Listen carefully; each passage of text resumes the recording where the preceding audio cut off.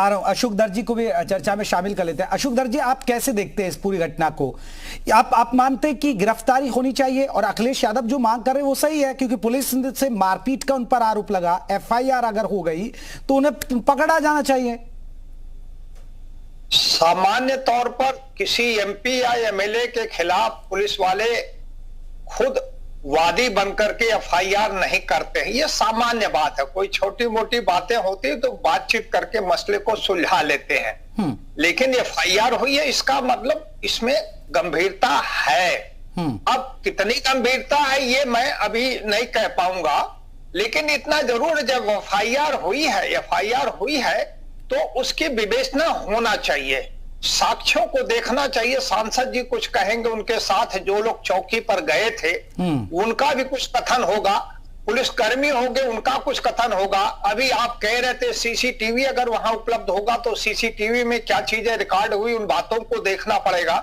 इन सब चीजों को देखने के बाद अगर ये पाया जाता कि अपराध हुआ तो निश्चित रूप से कार्रवाई होनी चाहिए, लेकिन इस सब चीजों को देखने समझने में 2-4 दिनों का वक्त तो लग जाता है। मैं ठीक है अशोक दर्जी जी, आप तो पूरा आईपीएस रहे, मैं आपसे वैसे एक जनरली सवाल पूछूं, अगर मैं किसी पुलिस वाले से मैं मारपीट कर देता, आपको नहीं लगता पुलिस वाले मुझे अब तक बिठा देते चौकी में ले जाकर?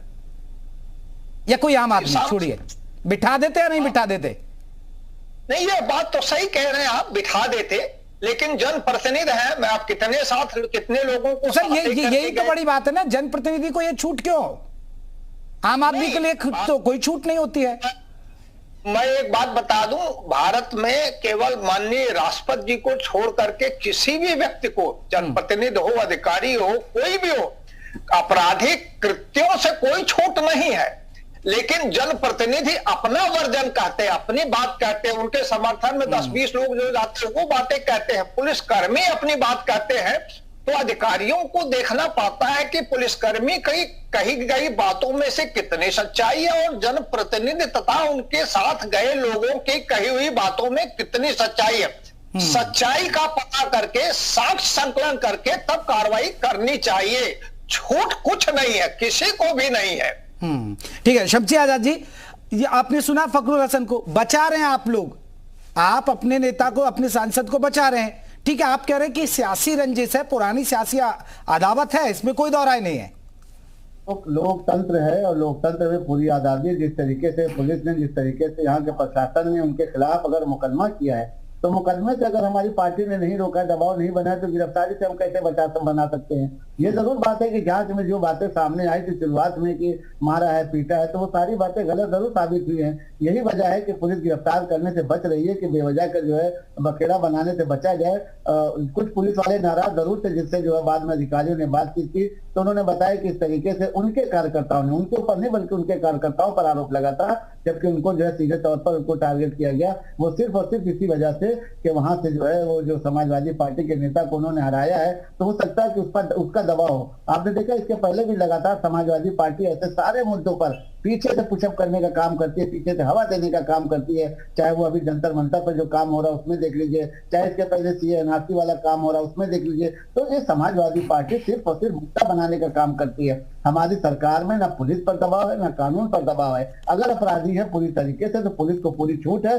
अगर एमपी पर मुकदमा कर सकती है पुलिस तो उनको गिरफ्तार भी कर सकती है, और अगर वो आरोपी है तो उनको गिरफ्तार किया जाएगा। भारतीय जनता पार्टी उनको बचाने का कहीं से भी कोई बयान अभी तक देखने में न सुनने में आया है, और न भारतीय जनता पार्टी का कोई नेता उनको बचाने में लगा हुआ है। अगर आरोप उनका पर साबित होता है, पुलिस को पूरी तरीके से छूट है कि वो उनको गिरफ्तार कर सकती है।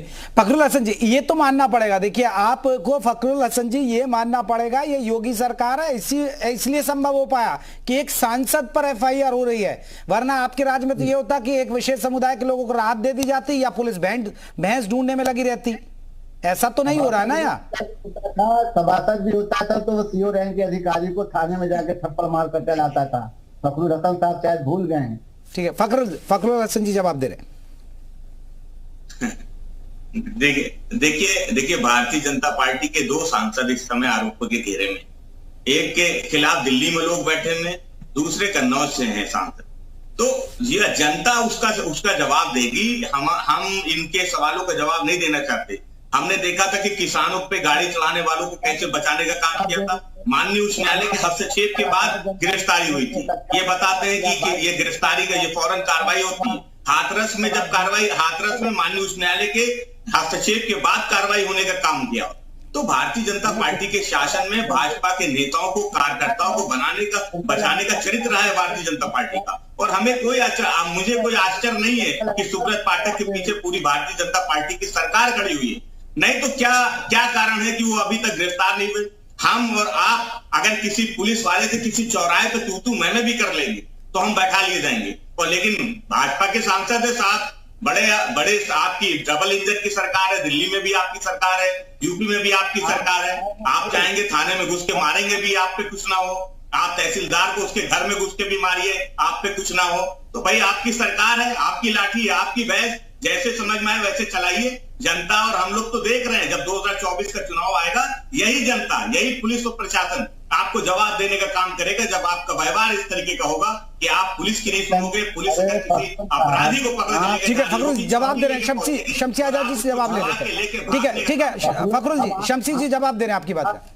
आप खोलिए, लगातार जनता आपको जवाब देती चली आ रही है। 12 की गलती के बाद उसने आपको कितनी बार जवाब दिया? 17 में जवाब दिया, 22 में जवाब दिया, 14 में जवाब दिया, 19 में जवाब दिया, मिलती के चुनाव में जवाब दिया, नगर निकाय के चुनाव में जवाब दिया। जनता तो आपको लगातार जवाब देती आ रही है। सिद्धांत तो यही होना चाहिए अखिलेश यादव को कि अपना सिद्धांतवादी अगर बनते अखिलेश यादव तो हार की जिम्मेदारी लेना चाहिए। लगातार जो समाजवादी पार्टी का पतन हो रहा है उसकी जिम्मेदारी लेते हुए अखिलेश यादव को चाहिए कि अपना अहंकार छोड़कर, अपना घमंड छोड़कर राष्ट्रीय अध्यक्ष के पद से इस्तीफा दे दे और उसके बाद जनता के बीच में आकर माफी मांगने, क्षमा याचना करें। सिर्फ ट्विटर करने से, सिर्फ जो है ट्वीट करने से, सोशल मीडिया पे बयान देने से मुद्दा जो है मुद्दा ही तक रह जाता है। अगर उनको लगता है कि उनके खिलाफ वहां पर गलत हुआ है, पुलिस वालों के खिलाफ ज्यादती हुई, तो उनको जाकर वहां पर धरना प्रदर्शन करना चाहिए, सुब्रत पाठक की गिरफ्तारी के लिए मांग उठाना चाहिए, धरने पर बैठना चाहिए, जेल भरो आंदोलन करना चाहिए। क्यों नहीं कर रहे हैं? क्योंकि उनको यही लगता है कि अगर हम जैसे ही आवाज उठाएंगे वैसे ही हमारा पुराना इतिहास खोल दिया जाएगा और समाजवादी पार्टी के जो गुंडा कार्यकर्ता उनको जो है फिर से जेल की सलाखों के पीछे भेजा जाएगा।